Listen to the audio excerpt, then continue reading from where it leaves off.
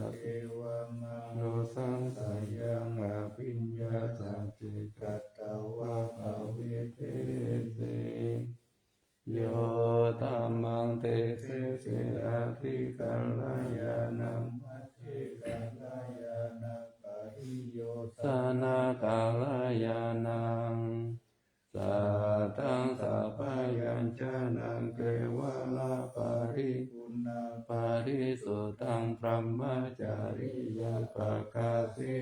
ติธัมมังภะคะวันตังอภิปูชยามิธัมมังภะคะวันตังศิรสานามา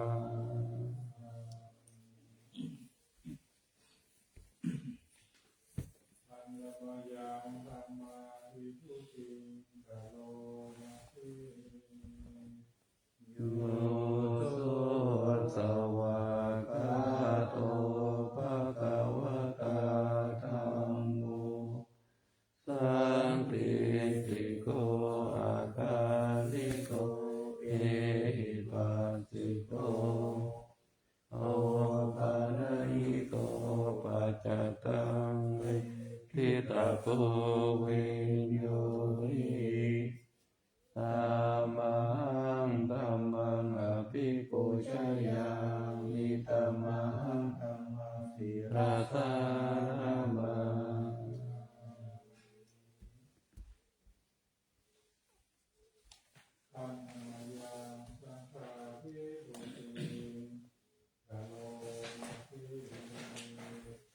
โยโสสุปฏิปันโน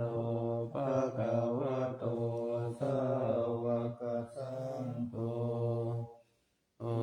จุปฏิปันโนภะคะวะโตสาวกสังโฆญาญาปฏิปันโนภะคะวะโตสาวกสังโฆสัมมิจิปฏิปันโนภะคะวะโตสาวกสังโฆยะติตังจัตตาริปุริสยุคานิอัตถปุริสปุคลาเอสะภะคะวะโตสาวกสังโฆอาหุนายโยปาหุนายโยทักขินายโยอัญชลิกรณิโยอานุตตรังปุญญาเกตังโล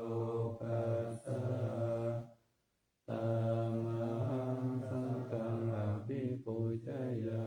มิธัมมังสังฆังศิรสานามา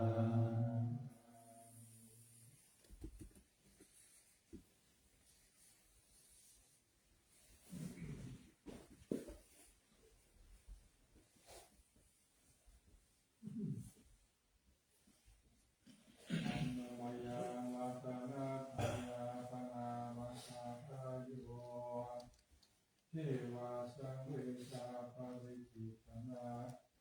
ปาทังจานามาเสพุทโธสุสุโธกรุณามหาโวโยจันตสุตปารายานาโลจโนโลกัสสะภะโคปะกิริสะกะตะโกวันตามิพุทธังอะมาตะเรนะตังอังอุปาทิโปวิยตัสสะสัตตุโนโยมะกะปะกะมะตะปินะปินะโกโลกุตโรโยจะตถาตติปันโนวันตามิธัมมังอะมาตะเรนะตังสังโฆสุขิตาปยาติเกตาสัญญิโตโยติตาสันโตสุขตานุโปตะโกโลภะอิโนอริโยสุมิตาโสวันตามิอะมาตะเรนะตังเอเจวะเมกันตาปิปุจนายกังวาตุตายังวันทายาตาปิสังกตังโอยังมายายังมะมะสะปุปะทวามา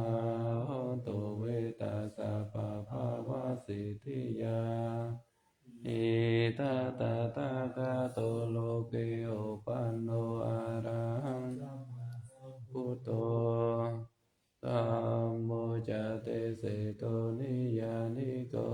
ปัสสามิโกปารินิพพานิโกกามิโสกาตาปเวทิโตมายันตังธัมมังสุตวะเอวังชนามาชาติปิตุกาจาราปิตุกามารณังปิตุกังโสกปาริเทวะทุกขโทมานะสุปายาสปิตุกาอาปิเยหิสัมปัญโยโกโตโคปิเยหิวิปัสโยโกโตโคยังปิจังนาลาปาติตังปิตุกังสังคิเตนะปัจจุปัฏฐานาคันธาตุกาสายาติตังโรปุปัฏฐานาคันโตเวทานุปัฏฐานาคันโตสัญญุปัฏฐานาคันโตสังขารุปัฏฐานาคันโตวิญญาณุปัฏฐานาคันโตเยสัมปริญญายาตารามโนโสภะคะวะเอวังปะโหลังสาวะเกวิเนติเอวังมะกะจาปานาสะภะคะวะโตโสอนุสาสนีพะโหลาภวะตติรูปังอนิจจังเวทนาอนิจจาสัญญาอนิจจาสังขาราอนิจจาวิญญาณังอนิจจังรูปังอนัตตาเวทนาอนัตตาสัญญาอนัตตาสังขาราอนัตตาวิญญาณังอนัตตาสัพเพสังขาราอนิจจาสัพเพธัมมาอนัตตาติเต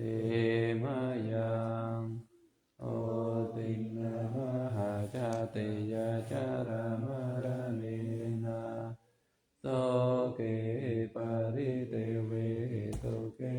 ตุมานะเสอุปายาเสตุโคเตนะทุกขปาริตาเปวานามิมาสะเทวาลาสะทุกขตันตะตันตะกิริยาปัญญาเยธาติจิระปาริกุพุทธังเปตังภะคะวันตังอุติสะอะระหังสัมมาสัมพุทธังสัทธาการะสัมมาอนาคาริยังปะปะจิตาตัสสมิภะคะวันติพระมจาริยังภิกขุนังสิกขาสาจิวาสามาปันนาตังโนพระมจาริยังนิมัสสะเกวะลังคันทัสสะอันตกิริยายาสังวัตตุติ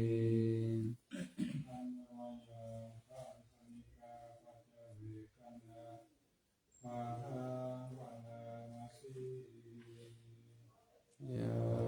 ติสังขายโยนิโสจิวารังปะเดเสวามิยา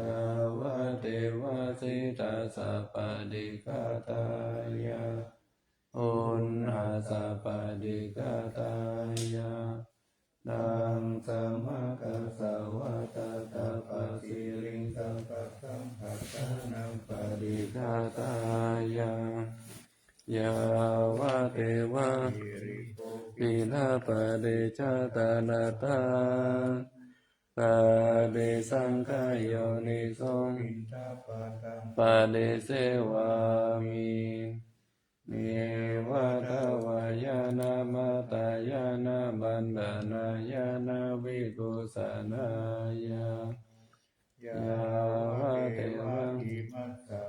ยาสา ทิติยายาปานายาเวหิสุปาราติยาพระมจาริยานุขายา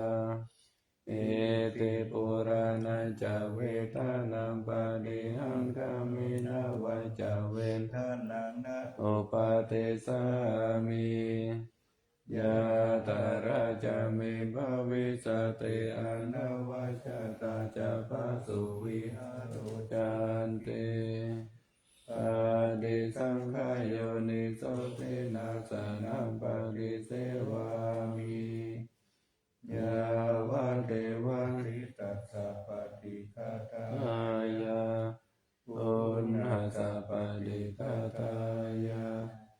นังสัมมากัสสะวะตาตาปัสสิริสัพพสัมปัสสะนังปฏิฆาตายา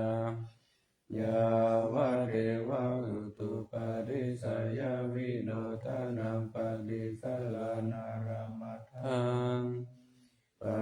ดิสังขายโยนิโสหิลานะปัจจายะเอสัจจะปาริการังปฏิเสวามิยาวะเทวะอุปนานังวยาปาติกานังเวทานานังปฏิฆาตายาอาภายาปัจจปารามาตายาติ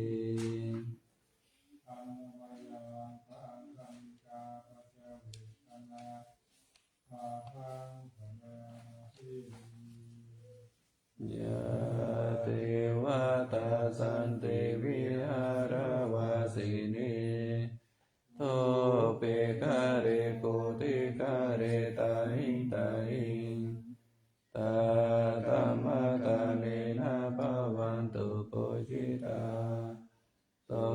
ติงการุณเตกะวิหารมันตาเรเท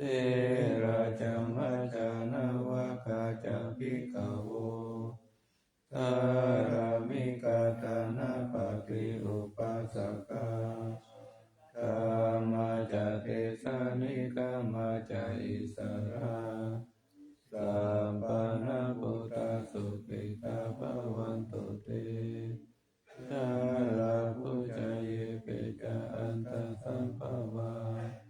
สังเสตจตาอัตโวปปาติกานิยานิกังธัมมวารังปะเดจเตสัพเพปิทุกขาสักการันตุสังขยังตาตุจิรังสัตตังธัมโมธัมมาตาราจาปุคลาสังโฆตุสัมมาโกวาอาตายาจาหิตายาจาอาเมราคันตุสัตธัมโมสัพเพเปตามาจาริโนโอติงสัมปะปุณายามาธรรมเมอริยปเวทิเตปัสสนาตุสัพเพเปปานิโนพุทธัสสะเนสัมมาตารังปะเวชันโตกาเลเทโวปะวะสะโตโมทิมภวัยยัสสะตานังสามิตังเมตุเมตานิมาตาปิตาจาระจังนิจาระคันติปุตตะกังเอวังธัมเมนะราชาโนปัจจาระคันตุสัพพะธัมมาสามิงกายเยเกสาโลมาตันตาตาโจมังสังฆาโรอาทิอันตินิจังวัฏตังหาทายังยากานังกิโลมากังปิหากังสังอันตังอันตะกุนังอุตาริยังการิสังกิตังเสมหังโกโปโลหิตังเจโตเมโตอัต วาสาเกโลสิงหานิกาลสิกขามุตตังวัตาเกมาตาลุงคันเตทาวาติงสาการังอายังอัตตาภาโวอานิจจังทุกขังอนัตตาอาสุจิสุปังอิมังกัมมัตตานังปุนาภาวติอาจิรังวัตายังกายุปัทวิงอาทิเตจาเตจุโตอาปินทเวญาโนวิรัตมาคาลิงคารังปาทาวิตาตุอาโปธาตุเตโชธาตุวัยโยธาตุรูปะขันโตเวทนาขันโตสัญญาขันโตสังขารขันโตวิญญาณขันโตปัญจขันธาอาจตาปาหิตาสังขาราอานิจจทุกขาอนัตตาวิปาริณามธัมมาอานิจจวัฏฏสังขาราโอปัตถวายตามิโนโอปัจเจตวังนิรุตตันติเตสังโอปัสสัมโมสุโกนามารูปังอนิจจังขยะเตนะนิจจังวัฏฏานิพพานานามารูปังทุกขังปยะเตนะสุขังวัฏฏานิพพานังนามารูปังอนัตตาอาสารกเตนะสารังวัฏฏานิพพานานามารูปังอนิจจังนามารูปังทุกขังนามารูปังอ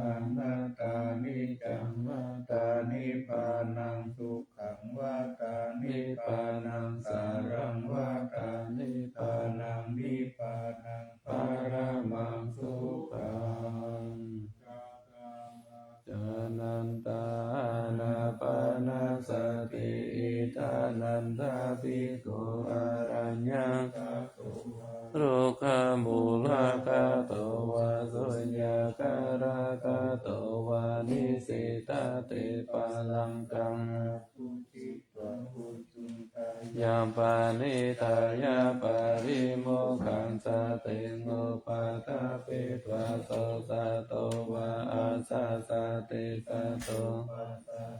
อิติกังวาอาสาสันโตติกังอาสาสามิเตปัจจานาติติกังวังอาสาสันโตติกังปัสสะสามิเตปัจจานาติรัสสังวาอาสาสันโตรัสสังอาสาสามิเตปัจจานาติรัสสังวาปัสสะสันโตรัสสังปัสสะสามิเตปัจจานาติสัพพะกายะปะดิสังเวทิอัสสะสิสามิติสิกขาติสัพพะกายะปะดิสังเวทิปัสสะสิสามิติสิกขาติปัสสัมปะยังกายะสังขารังอัสสะสิสามิติสิกขาติปัสสัมปะยังกายะสังขารังอัสสะสิสามิติสิกขาติปิติปะติสังเวทิอัสสะสิสามิติ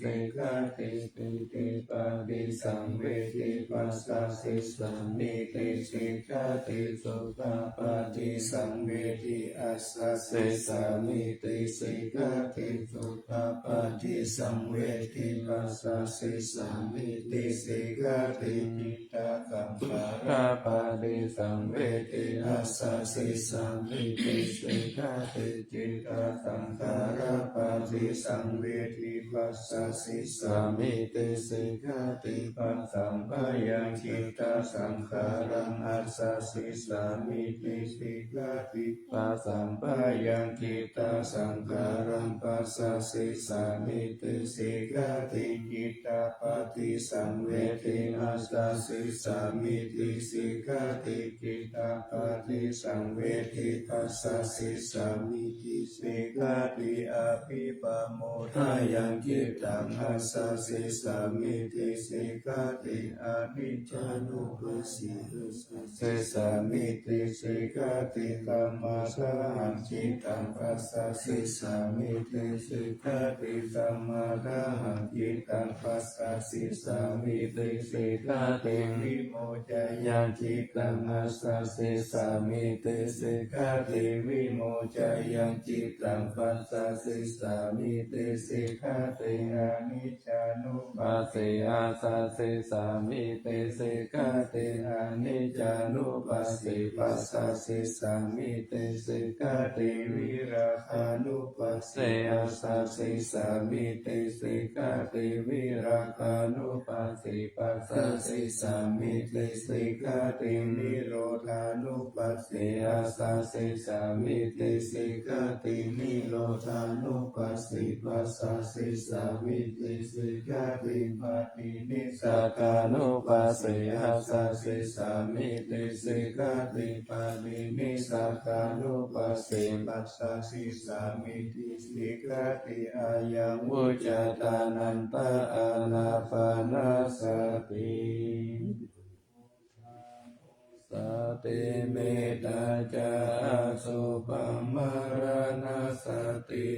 ติมาจตุระระกะปิโกภาวายสิลาวะอนันตวิตาระคุณังคุณโตนุสารังมุนิสาวายกุติมาภิกขุพุทธานุสากิมาทิโตสาวาสเยกิเลเสโสเอโกสัพเพนิคานิยาโหสุสุตาสันตโนปุชานัญจาสัตตะระโหสัพพะกาลกะติธัมมิสัพเพสัมมาสยามุนิสัพพะกาเรนะโคทิตวะเอโกสัพพัญญุตังกัตโตวิปัสสนาติวิจาริสีลาติจารเนจัสสุสัมมิเทสัมปันโนขันธนาตินายโกสัมมาคัตโตสุปันธานังอามุขวัจจโนจัสสุติวิสัสสะปิโลกัสสัมตังวะเสสัตโตอเนเกหิตุโนเกสัพพสันตุตโมอาโหอเนเกอุปาเยนารัตเมตเมจาเมโกสัพพะตะโลกัสสะสัพพะอาทานุสัสสะโตปัฏฐายาอิสาริยาทินังคุณานังปารมุนิติปัญญายาสัสสะปะธัมมิโสการุณาสัพพะสันตุสุอัตตทานังปารัตตังสัตติกาคุณาสิทธิกาทายายาปารามิจิตวปัญญายาตานามุตาริอุตาริสัพพะธัมมิสุตายายัญเยจะอุตาริสิสัมมาโนวิตาวัตารุปากายโยอาจินตายโยอาสาธารายายันเทรัมมกายเยกาถาวกาติพุทธานุสติภาวนาโตปามายาสัพพิสัมสัตตานังสุขกามัตตังปัสสิตวกามโตเมตังสัพพะสันติสุภาวะเยสุขีภาวะยานิโตโกอาหังวิจังอาหังวิยาเหตาจามิสุติหันตุมาชาตายัตตาเวริโนอิมัมเหกามติตามิสตาหันตุสุขิตาตาตาโตปารัญจาลสิสุจักกาวาริสุนันทุโนสัมมันตาจักกาวาริสุสันตานันเตสุปานิโนสุขิโนปุคาลาปุตตาอัตตาภวะกตาทิยุงตถาอิติปุมาเนวะอาริยานาริยาเปจเทวานาราอปายาตาตัสสะติสัตตุจติเวตานุสติภวนาอวิญญาณสุปาริปัสสะวิญญาณสุปังอิมังกายังอาสุป ะโตปัสสังอาสุปังภาวะเยยะติวันนากันตานากันเตอาสยโยกาลัตโตตัตตาปฏิกูลานิกายเยเมกุณาปานิทาวิโสราสปานิกัมภะภิกุณาปัสสิกุจังกายานิสิตังอาตาโรหิอาสุจิตัสสะกายเยเมกุณาเปติตังกิเมกิมิวะกายโยยังอาสุจิมิสมุติโตอันโตอาสุจิสัมปันโนมุนาวาจกุติวิยาอาสุจิสัสสะเตนิจังยะกามิตากาคาลิกานานาคิมิวะกุลาวาโตภะกะจันตานิกาวิยากันตาปุโตโรภะปุโตพุทโธสามุทัยโยอาติกิโชติสิกุโสปะมินาคุณโมปะโมติอาสุปานุสติภาวนาภาวตาติปะตุยายาสันตติยากายังปะโรปามายาสัมปะสัมภาวะเยมารานัสสติมหาสัมปติสัมปัตตายะตาสัตตามาตาอิตาตาตาอาหังวาริสามิมารานัมมะมะหิสติอุปติยาตาหิวิตัมมารานังอากาตัสสัตตมารานาตายะโอกาสัมวาทาโควิยะอิสติอิสกังอานิวัตตัสสัตตกังกามังโลสังกังชีวิตังอุทายายะอัตตสุริโยวิยาตาวะติวิสุระปุปุระอุสาวาสารราชิปาริกายังคาตาโกวาริปุตตัสสะสัพพะตาปิอาวาริโยสุญญาสันตามะบุจิติบุติจินาทาวายังกติติมารานาคิปังกตุมาติสะเกกตาปัญจายานันจเวกัญญาภาริรัสจุปัตตวามาราโมรังอามิสามิมารา มโนอนุคานันติมารานานุสติภาวนาภวิตาจตุรารักขาอวัชยาอนันตารมหาสังเวกวัตุมิ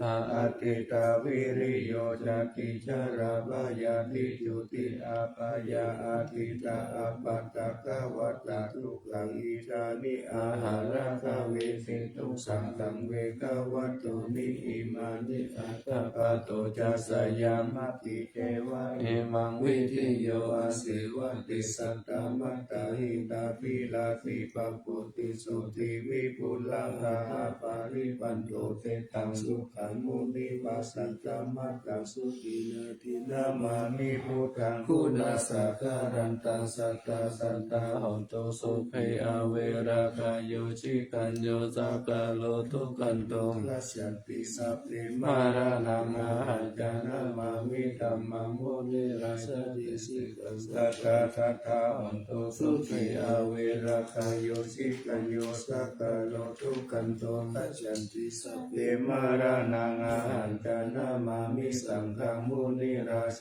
สาวกสัตตาตถาหอนโตสุขีอาเวรากายโยชิกัญโยสักกาโลทุกันโตภัสสันติสัพเพมารานังอาหันจะอิติมาจตุราราคานิทิตา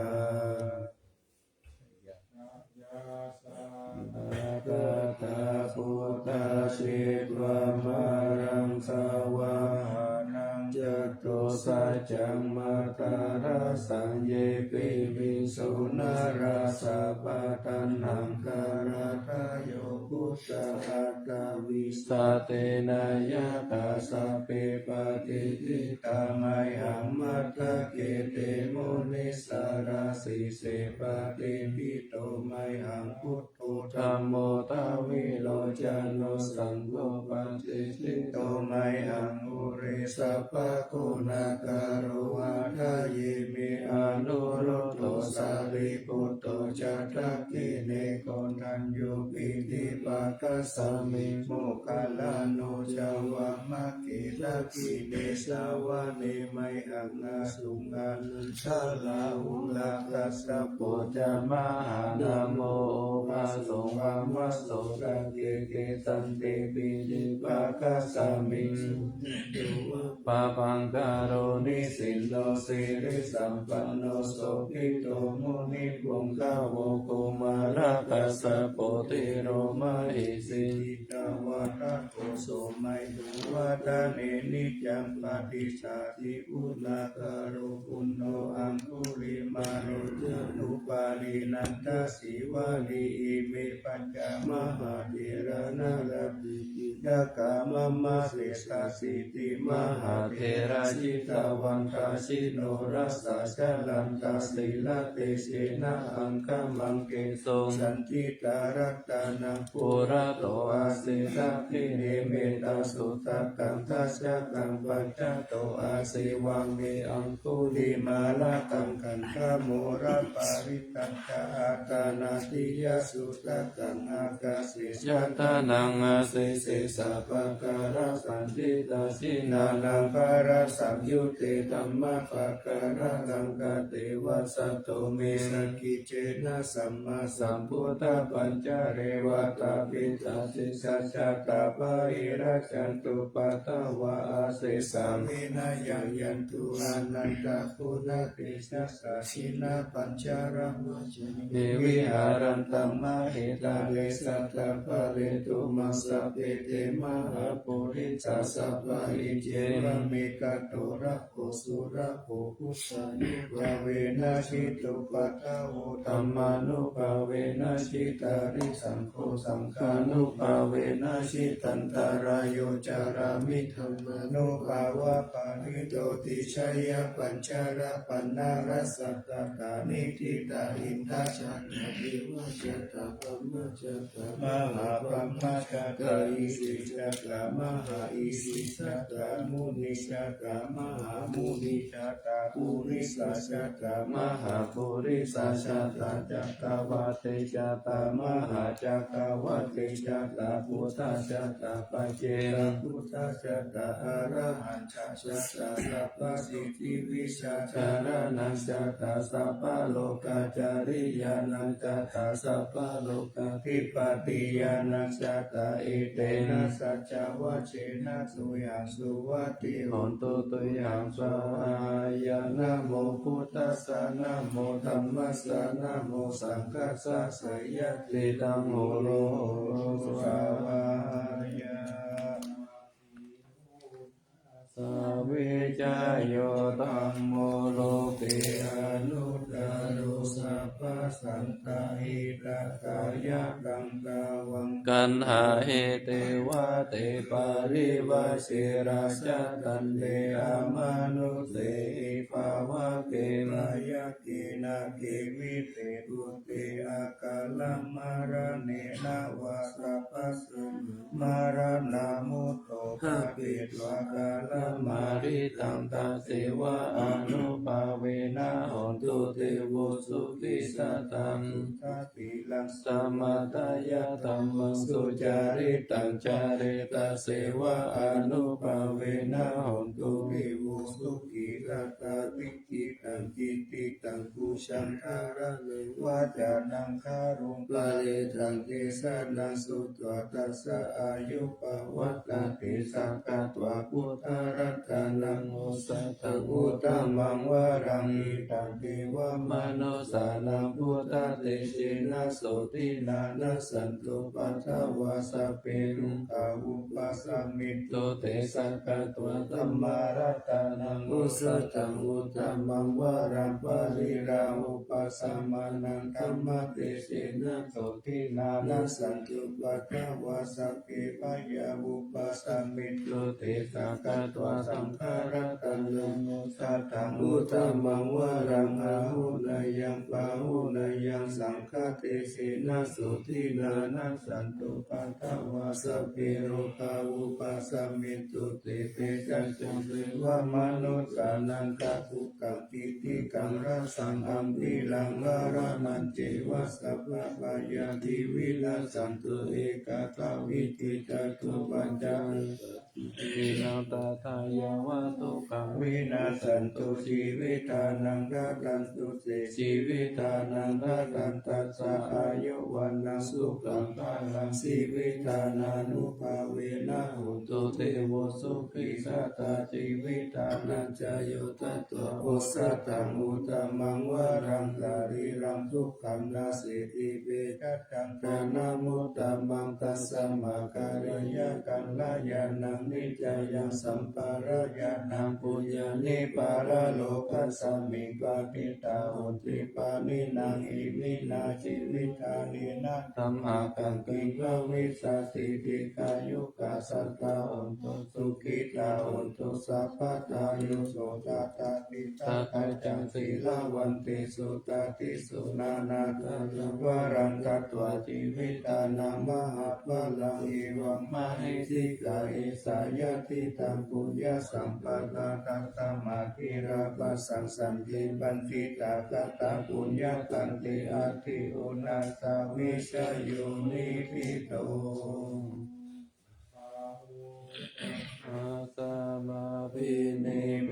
ตาสาวุตันตังกรีเรกาลังโอเตนตาโครัตาเตนะมารังกานาภิธรรมวิธินาชิตาวามุนินโตตันเตจัสสะภาวันตุเตชยมังคลานิมาราติเรกามาปิโยจิตัสสะภารติงโกรังปานาราวกามะกามะตาตายาคัมกังเตสุตันตาวิธินาชิตาวามุนินโตตันเตจัสสะภาวันตุเตชยมังคลานินาราคิริงกัสสะวารังอาติมาตาปุตังกาวะสิจากามาสานิวัสตารุนันตังเอตังกุสิ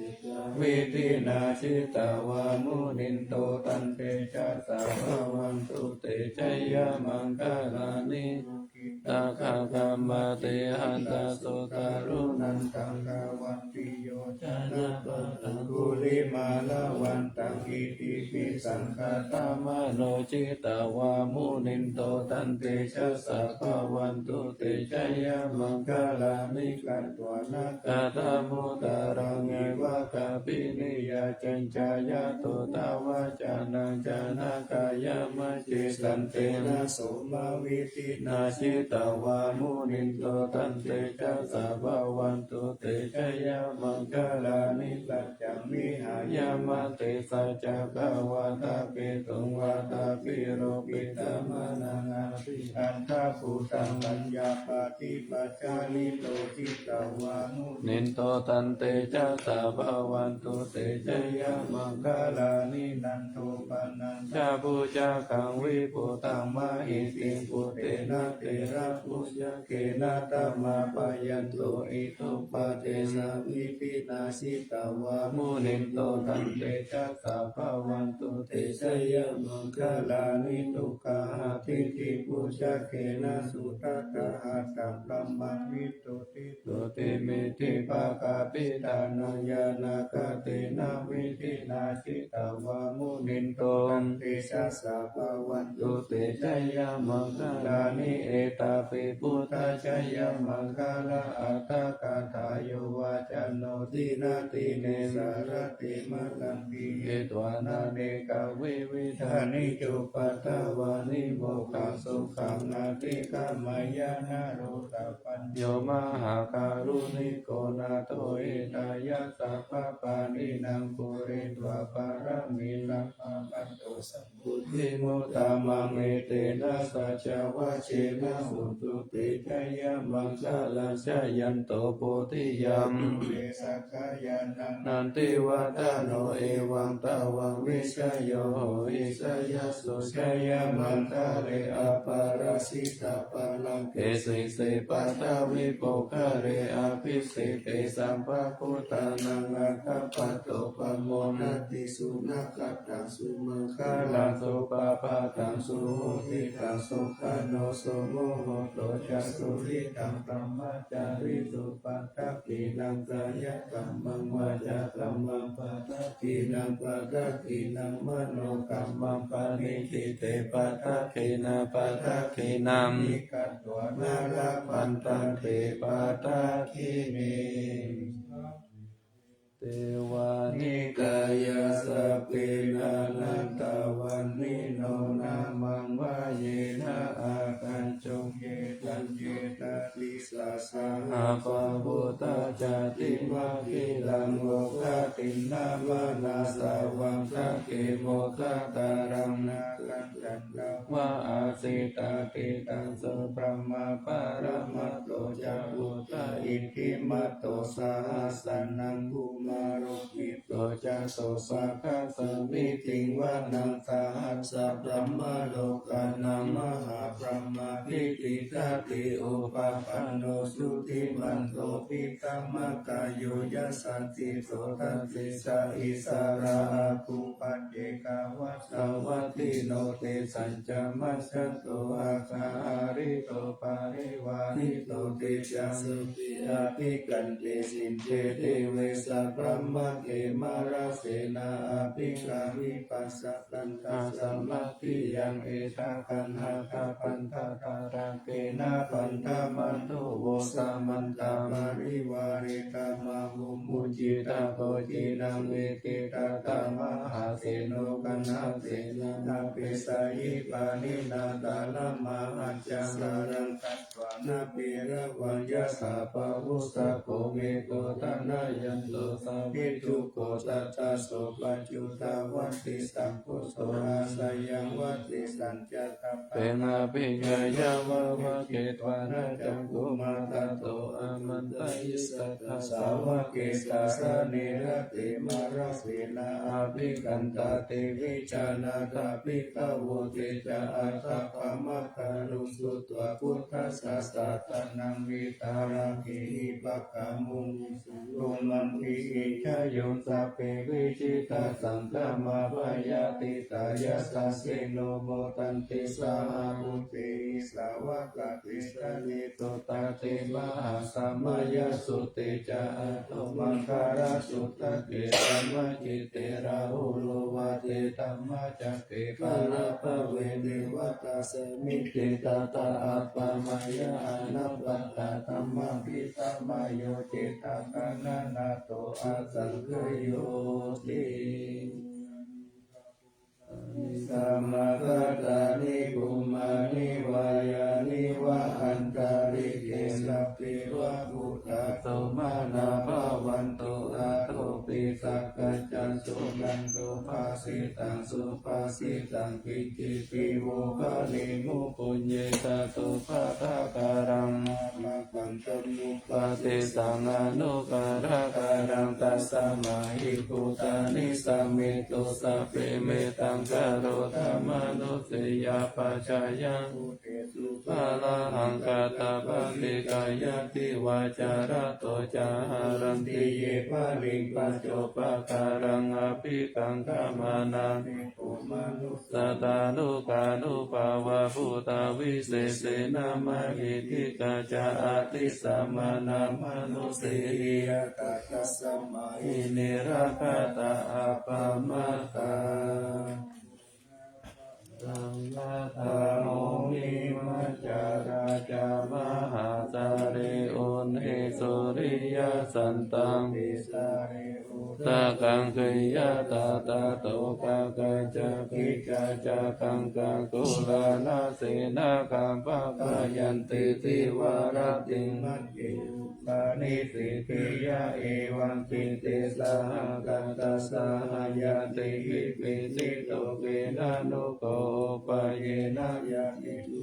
ปะโมจายังวิตาหิตันนะธัมมัสสังสัจจังอัสสะสวัสสยังสัจจิตตวะปะโมติสิยาตินังตังอติ ขยังอนุสาริโกสัจจังธัมมังปรมัตถังวิจิตายังอาคาสิสัจจกิริยังยังโลกิทุวัสัตตังยะโตสารามิอัตตานังยะโตปัตโตสามิวิญโยนังนาภิจานามิสัจจิจาเอกปัสสัมมิหิงสิตาเอเตนะสุจโวเจนะปัสสุโนอาภิวัตตุอาภิธานายะปัสสุนานิติกากัสสานาสยกากัสโตกายารัสเสหิมัสสิโสกามโมจยะสหคเตสัจวะเรปัจจุโนอาภิวัคสิยตาลังนินันจปุริโตจาเนนะอาภิวัสัตถะเอวะรูปังสัจจวะรังกัตวะวิริยมุตตะมังวะสัพพิสิมหาเมกังสัจจเทระภาลติโตสัจเจนะเมสมุนเตเอสาเมสัจจปารมีติวัฏานังอุปาโทสุขัสสะธัมมะเทศนาสุขัสสังคัสสะธัมมะกิสัมมะกานังตาภูสุโภคติโยเสโทชะเนตาสามิเยโกตาปฏิจายิโนวิชาจารณะสัมปันโนโสเสโตเทวามนุสเสติวาตาปะเตอาทิโจรติมาปฏิจันติมาสันนัตโตกติโยตาปฏิชายิตาปฏิพระมโนอัตตาสัพพะมโหรัตตังพุทโธตาปฏิเตชะสายาปารามาราภาสันตุติปารามังทานังวิสาสะปารามายาตินิพพานังปารามังสุขังโอสติสังกาโตธัมมานังวิจายโยตตาวิริยังปิติปัสสันติปุจังกัจจกัตถาปะเกสัมมาตุเกกาปุจังกัสสะเตเตสัมมาคัตตินามุนินาสัมมาตตาตาภวิตาภาหุลิกาตาตังวัตตันเตอาภิญญายานิปานายะจะโพธิยาเอเตนะสัจจวะเชนะสุทิเตหุนตุสัพพะตาเอกัสสมิงสามาเยนะโตโมกาลานันจกัสสะปังกิลาเนตุกิเตติตวะปุจังเกนัสสะเตตายิเตจาตังอภินันติตวะโรกามุจิงโสตังคะเนเอเตนะสัจจวะเชนะสุทิเตหุนตุสัพพะตาเอกานาธัมมาราชาเมเกลัญเยนะภิปิริโตจุตะเตเรนะตัญเยวะปะนะเปตวานัสสะทารังสัมโมหิตวะจะอาปัตตะธัมมาวุตตาเสธานะโสเอเตนะสัจจวะเชนะสุทิเตหุนโตสัพพะตาปะหินาเตจะอาปัสสะตินังนัมปิมะเหสินัมมะกาตะกิริสาวะปะตานุปติธัมมะตังเตนะสัจจวะเชนะสุทิเตหุนตุสัพพะตาระตานัตยานุภาเวนะรัตานัตยะเตจะสาวะสิระกิติยาปัสสาราชพิตานารินติราอารุกาอัปปยาหุนตุนิทุกขานิรุปตาวาติกายุกาภลสัมปันนาวันตุปิตาสุขิเตตาเอเตนะสัจจวะเชนะสุขิตาสาหุนตุสัพพะทาโรกาวินิมุตโตสัพพะสันตภาวะชิโตสัพพะเวรมติกันโตยะถาหิมุจติพุตโต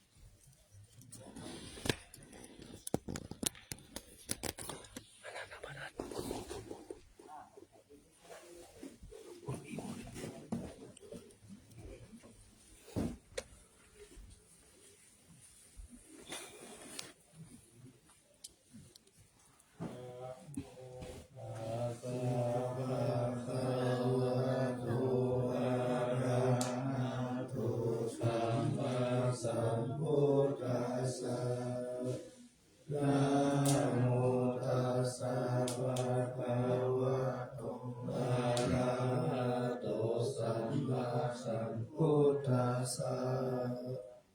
นะโมตัสสะภะคะวะโตอะระหะโตสัมมาสัมพุทธัสสะ